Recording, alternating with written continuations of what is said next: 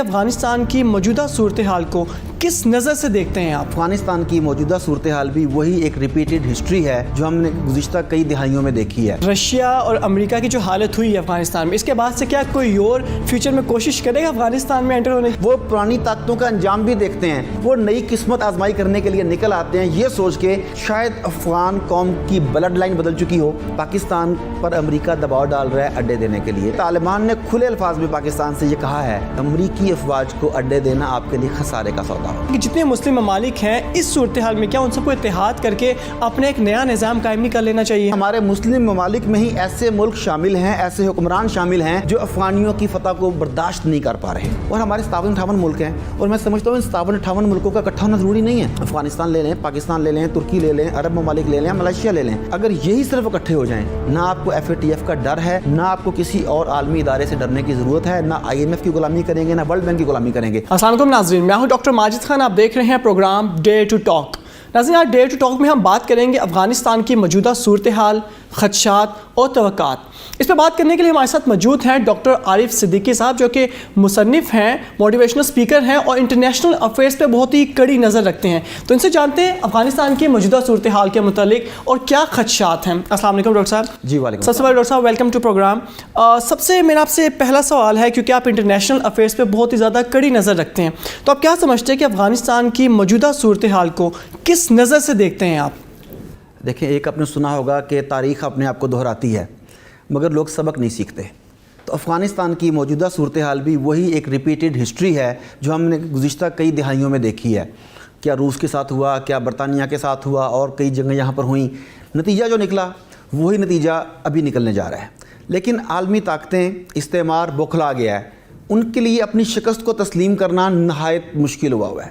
ہمارے جو علاقے کے دوسرے ممالک ہیں، جس میں بھارت بھی شامل ہے، ایران بھی شامل ہے، پاکستان بھی ہے، اس میں ترکی کے بھی کسی نہ کسی طرح انوالومنٹ ہے۔ اب یہ سب کے سب ممالک جو ہیں یہ اپنے اپنے مفادات کی نگرانی کے لیے بہت بیتاب ہیں، بہت بے چین ہیں، کیونکہ اب تختے الٹ رہے ہیں۔ ہر ملک جو ہے وہ اپنے اپنے سپورٹر کو، اپنے اپنے پسندیدہ بندے کو کسی طرح اقتدار کی غلام گردشوں میں پہنچانے کے لیے بیتاب ہے۔ مثلا انڈیا کی انویسٹمنٹس بہت زیادہ ہیں۔ ترکی نے جنرل دوستم کو بنا دی ہوئی ہے اس لیے کہ وہ ازبک ترک ہے، ان کی اس کے ساتھ ظاہر ہے کوئی نہ کوئی ایفیلیشنز ہیں۔ شمالی اتحاد جو تھا، احمد شاہ مسعود گروپ جو تھا، اسے شروع سے ایران کی سپورٹ رہی ہے۔ پاکستان نے جو ریئل افغانی طالبان ہیں، ایک دور میں ان کی سپورٹ کی، بعد میں ان کے مخالف ہو گیا۔ اب سارے کے سارے اس نئی سچویشن میں یہ پریشان ہیں کہ یہ تو کلیئر ہے کہ تختہ الٹنے جا رہا ہے، کابل کی کٹھ پتلی حکومت جو ہے وہ کسی بھی وقت گر سکتی ہے۔ یوں سمجھیں کہ افغان طالبان جو ہیں وہ کابل کے صدارتی محل کے گیٹ پر کھڑے ہیں، صرف ٹھوکر مارنے کی دیر ہے، انہوں نے دستک نہیں دینی، انہوں نے وہ دروازہ ٹھوکر مار کر کھولنا ہے، اور ٹھوکر مارنے کی دیر ہے، وہ تمام کا تمام صدارتی محل اپنی تمام وہ شان و شوکت، جاہ و جلال کے ساتھ جو امریکہ نے بنایا ہے وہ زمین بوس ہو جائے گا۔ تو یہ بڑی مزیدار سچویشن ہے۔ تو آپ کیا سمجھتے ہیں کہ رشیا اور امریکہ کی جو حالت ہوئی ہے افغانستان میں، اس کے بعد سے کیا کوئی اور فیوچر میں کوشش کرے گا افغانستان میں انٹر ہونے کی؟ جی، جیسا کہ میں نے کہا کہ تاریخ اپنے آپ کو دہراتی ہے مگر لوگ تاریخ سے سبق حاصل نہیں کرتے۔ اور پھر یہ خطہ ایسا زبردست اسٹریٹجک اہمیت کا حامل ہے کہ اسے لینڈ لاک ملک کہا جاتا ہے۔ اس کے باوجود پوری دنیا کی جو بڑی طاقتیں ہیں ان کی اس خطے پر نظر رہتی ہے اس کی جغرافیائی حیثیت کی وجہ سے۔ وہ پرانی طاقتوں کا انجام بھی دیکھتے ہیں، اس کے باوجود وہ نئی قسمت آزمائی کرنے کے لیے نکل آتے ہیں یہ سوچ کے کہ شاید ہمارے ساتھ اب یہ نہ ہو، شاید افغان قوم کی بلڈ لائن بدل چکی ہو، شاید وہ ٹیکنالوجی سے مروب ہو گئے ہوں، شاید ہم پوری دنیا کو ساتھ ملا لیں تو ہم اس دفعہ ایک نئی تاریخ رقم کر سکیں، مگر نئی تاریخ رقم کرنے کا شوق انہیں ایک مرتبہ پھر پیوند خاک کر دیتا ہے۔ ڈاکٹر صاحب کیا سمجھتے ہیں کہ جیسے کہ آپ نے کہا کہ اس کی جغرافیائی حیثیت ایسی افغانستان کی کہ ہر کسی کی اس پہ نظر ہے، کیا صرف وجہ یہی ہے یا کوئی اور بھی ہے؟ دیکھیں، وجوہات تو کئی ہیں، مختلف تجزیہ نگار مختلف باتیں بتاتے ہیں۔ ایک اس کے جو ارتھ ریئر منرلز ہیں ان کی بات کرتے ہیں کہ بڑی قیمتی دھاتیں ہیں، کچھ اس کی اسٹریٹجک پوزیشن کی بات کرتے ہیں، مگر اس وقت جو جنگ ہوئی ہے میں سمجھتا ہوں کہ یہ معیشت کی جنگ نہیں تھی۔ لوگ اسے بار بار رنگ وہی دیتے ہیں، کوئی کہتا ہے جی ارتھ منرلز کے لیے گیا ہے، کوئی کہتا ہے کہ وہ القاعدہ کے لیے گیا ہے، دیر آر ڈفرینٹ اوپینینز، مگر اصل چیز یہی ہے کہ یہ ایک نظام کی دوسرے نظام سے جنگ تھی۔ طالبان نے وہاں پہ امارت اسلامیہ بنانے کا اعلان کیا، اپنے ملک کا نام بھی امارت اسلامیہ افغانستان رکھا، انہوں نے سودی بینکنگ کو وہاں پہ ایکسیپٹ کرنے سے انکار کر دیا, انہوں نے سود پر قرضے لینے سے انکار کر دیا, انہوں نے پوسٹ کی ہیروئن کی کاشت سے ٹوٹلی انکار کر دیا. یہ تمام چیزیں جو تھیں یہ بتا رہی تھیں کہ وہ ایک ایسے نظام کی طرف جا رہے ہیں جو دنیا میں رول ماڈل بن سکتا ہے. آج جب آپ دنیا میں بات کرتے ہیں کہ خلافت کہتے ہیں کہ ماڈل ہے تو دکھاؤ, لوگ آگے سے چپ ہو جاتے ہیں.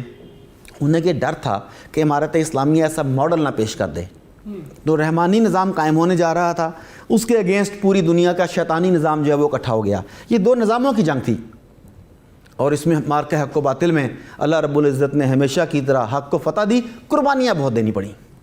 یہ جو نیا منظر ہے اس میں آپ افغانستان کو, پاکستان کو اور ترکی کو, ان تینوں ممالک کو کہاں دیکھتے ہیں؟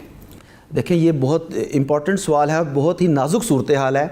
پاکستان پر امریکہ دباؤ ڈال رہا ہے اڈے دینے کے لیے, اگرچہ اس نے فی الحال یہی کہا ہے کہ ایبسولیوٹلی ناٹ, لیکن ایک کچھ تاریخ بھی پیچھے موجود ہے جو بتاتی ہے کہ آنکھیں بند کر کے اس بیان پر یقین نہیں کرنا چاہیے. یہی وجہ ہے کہ طالبان نے کھلے الفاظ میں پاکستان سے یہ کہا ہے کہ امریکی افواج کو اڈے دینا آپ کے لیے خسارے کا سودا ہوگا. دوسری طرف ترکی جو ہے انہیں مجبور کیا جا رہا ہے, انہیں تجویز دی جا رہی ہے کہ آپ کابل ایئرپورٹ کی سیکیورٹی سنبھال لو اور اس کے عوض آپ کو اتنے ملینز آف ڈالرز بھی دیے جائیں گے آپ کے اخراجات پورے کرنے کے لیے, اور جس قسم کی فوجی امداد چاہیے وہ بھی آپ کو دی جائے گی. اور فی الحال ترکی نے حامی بھر لی ہے, لیکن افغان طالبان نے ترکی کو بھی اس فیصلے سے باز رکھنے کی کوشش کی ہے. شنید یہ بھی ہے کہ ان کا ایک وفد انہیں ملے گا, انہیں قائل کرنے کی کوشش کرے گا, لیکن طالبان بظاہر کے نظر آتا ہے کہ اس کے لیے ویلنگ نہیں ہے. اب دیکھیں امپورٹنٹ چیز یہ ہے کہ پاکستان اور ترکی دونوں عالم اسلام کے وہ ممالک ہیں جن سے پوری امت کو امیدیں وابستہ ہیں. پاکستان کے جو ہیں ایٹامک ایسٹس, اس کی اسٹریٹجک پوزیشنز, اس کی انٹیلیجنس ایجنسیاں, اس کی منظم فوج, یہ عالم اسلام کا افتخار ہے. دوسری طرف ترک, جس طریقے سے وہ اس وقت عالم اسلام کو لیڈ کر رہے ہیں, ہر مسئلے میں وہ ٹانگ اڑاتے ہیں, اپنی آواز آپ تک پہنچاتے ہیں, ان کا جو جنگی اسلحہ ہے وہ کتنا لیٹسٹ نکل رہا ہے. انہوں نے ابھی شام میں اور آذربائیجان آرمینیا کے میدان میں جس طریقے سے اپنی جنگی اور فضائی مہارت دکھائی ہے اس نے دنیا کو ورطہ حیرت میں ڈال دیا ہے. اچھا یہ سب اگر اکٹھے ہوتے تو یہ ایک ایسا بلاک بنتا جو ایک سپر پاور بلاک ہوتا. بالکل یہی بات طاغوت کو, استعمار کو, شیطان کو قبول نہیں. انہوں نے سب سے پہلا سٹیپ یہ کیا کہ نکلنے سے پہلے ان تینوں کو الجھا دیا جائے. اب اگر پاکستان خدا نہ خواستہ کسی دباؤ میں آ کر اڈے دیتا ہے, اگر ترکی اس دباؤ میں آ کر ایئرپورٹس کا چارج سنبھال لیتا ہے, تو اس کے بعد ان ممالک کے شاید ویسے اچھے تعلقات نہ رہ سکیں جیسے ہونے چاہیے تھے. اور یہ صورتحال تینوں ممالک کے جو سرکردہ رہنما ہیں ان کے لیے ایک لمحہ فکری ہے. تینوں ممالک کو معلوم بھی ہے اس چیز کا کہ ہمارے درمیان میں فساد پیدا کیا جا رہا ہے, ہمیں توڑنے کی کوشش کی جا رہی ہے, اس کے باوجود بھی کیوں ان کی بات سنی جاتی ہے؟ ہماری تاریخ میر جعفر سے, میر صادق سے بھری پڑی ہے. ہمیشہ یہی ہوا کہ ہمارے عوام کی ہمدردیاں دوسرے ملک کے مسلم عوام سے رہیں. آپ دیکھیں کہ افغان حکومتیں طالبان سے پہلے ہمیشہ سے پاکستان کی حکومت کے خلاف تھیں, ہمیشہ سے, لیکن ہمیشہ سے افغان عوام اور پاکستانی عوام کے دل ایک دوسرے کے ساتھ دھڑکتے تھے. بارڈر پہ سختی نہیں تھی, ایک دوسرے پر آنا جانا چلا رہتا تھا, تجارت ہوتی تھی. یہی معاملہ ترکی کے ساتھ ہے, یہی معاملہ دیگر مسلم ممالک کے ساتھ ہے. حکمران جتنے مرضی غلط فیصلے کریں, عوام ان کے دل ایک دوسرے کے ساتھ دھڑکتے ہیں. اب وہاں پر بھی کٹ پتلی حکومتیں ہیں. ہمارے ہاں بھی ایسے لوگ موجود ہیں جنہیں للچایا گیا یا دھمکایا گیا. ترکی کو نیٹو کے جال میں پھنسایا گیا, اس کی اپنی مسلطیں ہیں جو ہم نہیں سمجھ پاتے. ہم کہتے ہیں چھوڑ دینا چاہیے, ان کے اپنے ملکی مفادات اسے چھوڑنے پر مجبور نہیں کر رہے, مگر ملکی مفادات پر اگر امت کو قربان کیا جائے تو شاید یہ بہت بڑی غلطی ہوگی. اس تمام نئی صورتحال میں انڈیا بہت پریشان نظر آ رہا ہے, آپ کیا سمجھتے ہیں اس کی کیا وجہ؟ جس کی پریشانی بنتی ہے, اور میں بتانا چاہتا ہوں آپ کے پروگرام کے توسط سے کہ ابھی اسے مزید پریشان کیا جائے گا. انڈیا نے گزشتہ ڈیکڈ میں ملینز نہیں بلینز آف ڈالرز کی انویسٹمنٹ کی ہے افغانستان میں, انفراسٹرکچر کی مد میں, ثقافتی جلغار کی مد میں, ایجوکیشنل انسٹیٹیوٹس کی مد میں, ٹریننگز کی مد میں. ان کا خیال یہ تھا کہ اب وہ افغانستان کو, اس کی لینڈ کو اپنی پراکسی کے طور پر استعمال کرتے ہوئے پاکستان کو وہاں مسلسل انگیج رکھیں گے. انہوں نے بلینز آف ڈالر کی انویسٹمنٹ صرف اور صرف افغانستان کو پاکستان کے خلاف استعمال کرنے کے لیے کی تھی. ان کا خیال تھا کہ اب طالبان نہیں آئیں گے, کیونکہ طالبان کا پاکستان کے ساتھ شروع سے کوئی قلبی تعلق رہا ہے. اب جو صورتحال نظر آ رہی ہے اس میں انہیں اپنا تختہ الٹتا نظر آ رہا ہے. ابھی گزشتہ دنوں ہی جسٹ فیو ڈیز بیک ان کے ایک وفد نے قطر میں جا کے ملاقات بھی کی ہے, اس کی خبریں چل رہی ہیں ساری کی ساری, لیکن ان کی پازیٹیو رسپانس نہیں انہیں آیا. اگر انڈیا کی تمام انویسٹمنٹ ڈوب جاتی ہے تو نہ صرف یہ کہ انویسٹمنٹ ڈوبے گی, انہیں اگلا خطرہ یہ ہے کہ کشمیر میں وہاں کے کچھ فارغ مجاہدین مداخلت شروع کر دیں، انہیں یہ بھی خطرہ ہے۔ تیسرا انہیں یہ بھی ہے کہ اگر افغانستان میں سکون ہو جاتا ہے، پاکستان کی وہ سرحد جو ہے وہ افغان ٹائم کی طرح، افغان طالبان کے وقت کی طرح دوبارہ سے محفوظ ہو جاتی ہے، تو پاکستان آرمی وہاں سے توجہ ہٹا کے کشمیر بارڈر پر لے آئے گی۔ یعنی انڈیا اس بری طرح گھیرا جا چکا ہے، وہاں سے چین اسے مار رہا ہے، افغانستان ہاتھ سے نکل گیا، پاکستان سے کبھی اس نے بنا کے نہیں رکھی، اب انڈیا بھی ٹوٹنے کی طرف جا رہا ہے۔ تو آپ سمجھتے ہیں یہ اگر امن ہو گیا پاکستان اور افغانستان کے درمیان میں تو کشمیر کی آزادی بہت قریب ہوگی؟ دیکھیں کشمیر کی آزادی تب قریب ہوگی جب کشمیری خود ہتھیار اٹھائیں گے۔ ایک فرق ہے، کشمیریوں نے احتجاج کیا ہے، افغانوں نے لڑائی کی ہے، بالکل، یہ تو کلیئر بات ہے۔ لیکن اب کشمیری بھی اس صورتحال کو سمجھ چکے ہیں کہ دنیا سے بلا وجہ کی امیدیں لگانا یہ بے سود ہے۔ انہوں نے خود اپنے میدان خود تراشنے کا، اپنی جنگیں خود لڑنے کا فیصلہ کیا ہے۔ ہم ان کی سپورٹ کر سکتے ہیں، مالی کر سکتے ہیں، اخلاقی کر سکتے ہیں، سفارتی کر سکتے ہیں، وی آر ڈوئنگ۔ لیکن اگر افغانستان کلیئر ہوتا ہے تو انڈیا کو جو دھچکا پہنچے گا وہ تحریک آزادی کشمیر کو تقویت دے گا، اس میں کوئی دو رائے نہیں ہے۔ دوسرا یہ کہ اب یہ یہاں پہ امن شروع ہو گیا ہے، افغانستان سے جو ہے امریکی فوج بھی نکل رہی ہے، تو آپ کیا سمجھتے ہیں کہ یہ جو امریکن فوج کا یہاں سے نکلنا امن کی بہت بڑی جیت نہیں ہے؟ اچھا، یہ جتنا بھی ہمارا لبرل میڈیا ہے، ویسٹ کا میڈیا بھی، ہمارا میڈیا بھی، وہ یہ بات کہنے سے ڈرتے ہیں کہ یہ امریکی پسپائی ہے، یہ امریکی شکست ہے، یہ سرنڈر پیکٹ ہے۔ وہ اس سرنڈر پیکٹ کو، اس لفظ کو منہ سے نکالنا، امریکہ کی شکست، ان کا ذہن تسلیم نہیں کرتا کہ 40 سے زائد ممالک کا ایک گروہ اکٹھا ہو کے آیا، عالمی گنڈے اکٹھے ہو کے آئے، انہوں نے پڑوسیوں کی بھی مدد لی، اور یہ ممکن ہی نہیں تھا کہ امریکی غرور خاک میں ملایا جائے۔ یہ بات ان کے زبان سے نہیں نکل رہی۔ ہمارے کئی تجزیہ نگاروں نے یہ کہا کہ آپ کس اہم قوم کی جنت میں رہتے ہیں، امریکہ کے آگے آپ چند گھنٹے نہیں ٹک سکتے، یہ سب کچھ ریکارڈ کے اوپر موجود ہے۔ اب وہ لوگ تسلیم نہیں کر پا رہے اور وہ اسے امن کی جیت قرار دے رہے ہیں۔ یہ بات بالکل کلیئر ہے کہ یہ افغانیوں کی جیت ہے، یہ امریکیوں کی شکست ہے، یہ طاغوت کی شکست ہے، یہ مغرب کی پسپائی ہے۔ تو ہمیں اس بات کو مان لینا چاہیے کہ ایک مرتبہ پھر تاریخ یوں دہرائی گئی کہ طاغوت کو زمین چاٹنے پر مجبور ہونا پڑا، یہ شکست ہے۔ امریکہ کی جو شکست ہے، کیا امریکہ اس کو تسلیم کر کے آرام سے بیٹھ جائے گا؟ دیکھیں امریکہ کی تاریخ یہ بتاتی ہے کہ اس نے ہمیشہ دنیا میں فساد کیا، جنگیں کی، خون خرابہ کیا، کئی جگہوں پر کامیاب رہا اور کئی جگہوں پر اسے انتہائی ذلت آمیز شکست کا سامنا کرنا پڑا۔ جن میں سے ایک سب سے امپورٹنٹ شکست جو اس کی ہوئی ویتنام میں، اس کی ایک تصویر جو بڑی وائرل ہوئی تھی کہ ایک امریکی آخری فوجی جو تھا وہ ہیلی کاپٹر کی سیڑھی چڑھ رہا ہے اور رو رہا ہے، چہرے پہ خوف ہے اس کے۔ وہ جو اس فوجی کے چہرے پہ خوف تھا وہ اصل میں پوری امریکہ کا خوف تھا جو اس کے چہرے پہ نظر آ رہا تھا۔ وہ ذلت آمیز شکست جو ہے یہ ان کے اعصاب کے اوپر ہمیشہ کے لیے نقش ہو چکی ہے۔ اب افغانستان میں یہ ویسی شکست سے بچنا چاہتے ہیں، مگر اس وقت یہ شکست ویتنام کی شکست سے بڑی شکست ہے، اور خود امریکی محکمہ خارجہ اس بات کو مان چکا ہے کہ اس کے نفسیاتی اثرات سے آنے والی کئی دہائیوں تک امریکی قوم اور امریکی انتظامیہ نہیں نکل سکتی۔ اب وہ اپنی بڑبولا پن ثابت کرنے کے لیے، اپنی بڑائی کو برقرار رکھنے کے لیے سیف پیسج مانگ رہا ہے۔ اب مجھے بتائیے، وہ خود کہتا ہے سیف پیسج، یہ باعزت واپسی، یہ کیا، اس کا مطلب سادہ زبان میں کیا ہے؟ سیف پیسج، ہم بھاگنا چاہتے ہیں، ہمیں مارو نہ۔ ایسا ہی ہے۔ جب وہ خود کہہ رہے ہیں کہ ہم بھاگنا چاہتے ہیں، ہمیں مارو نہ، وہ کہتے ہیں ہمیں باعزت واپسی دے دو۔ باعزت واپسی کا مطلب کیا ہے؟ ہم اس وقت ذلیل ہو رہے ہیں، ہم بے عزت ہو رہے ہیں، ہمیں مزید بے عزت نہ کرو۔ اور شکست کیسے مانے وہ؟ بالکل ٹھیک۔ اچھا، یہ تمام صورتحال کو دیکھتے ہوئے جہاں پہ ابھی ہو سکتا ہے کہ مسلم ممالک جو یہ اگر اتحاد کرنا چاہیں تو مضبوط اتحاد ہو سکتا ہے، آپ کیا سمجھتے ہیں کہ جتنے مسلم ممالک ہیں اس صورتحال میں کیا ان سب کو اتحاد کر کے اپنے ایک نیا نظام قائم نہیں کر لینا چاہیے؟ دیکھیں ایز اے پرنسپل جو آپ نے بات کی وہ تو درست ہے، اصولی طور پر یہی ہونا چاہیے، لیکن اصول کچھ اور بتاتے ہیں اور فیکٹس یا جو ہم گراؤنڈ ریالٹیز کہتے ہیں وہ کچھ اور کہتی ہیں۔ اس وقت ہماری امت مسلمہ جو ہے وہ سب اپنی اپنی 1.5 اینٹ کی مسجدیں بنا کر بیٹھی ہوئی ہے۔ بدقسمتی سے ہمارے مسلم ممالک میں ہی ایسے ملک شامل ہیں، ایسے حکمران شامل ہیں جو افغانیوں کی فتح کو برداشت نہیں کر پا رہے۔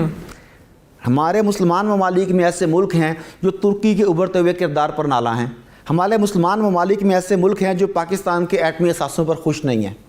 ایسے ممالک ہیں جو پاکستان اگر نیا بلاک بناتا ہے تو وہ اس کی مخالفت کرتے ہیں۔ جا کے آپ نے کوالالمپور سمٹ میں دیکھ ہی لیا کہ کس طریقے سے دباؤ ڈلوایا گیا کہ نیا بلاک نہ بننے پائے۔ بالکل۔ تو جب تک یہ رسول پاک صلی اللہ علیہ وسلم کی حدیث کے مطابق جست واحد نہیں بن جاتے اس وقت تک یہ چیزیں ممکن نہیں ہیں، اور جست واحد بننے سے روکنا ہی سب سے بڑا کارنامہ ہے طاغوت کا۔ اور ہمارے 57-58 ملک ہیں، اور میں سمجھتا ہوں ان 57-58 ملکوں کا اکٹھا ہونا ضروری نہیں ہے، وہ بے نام سے ملک ہیں۔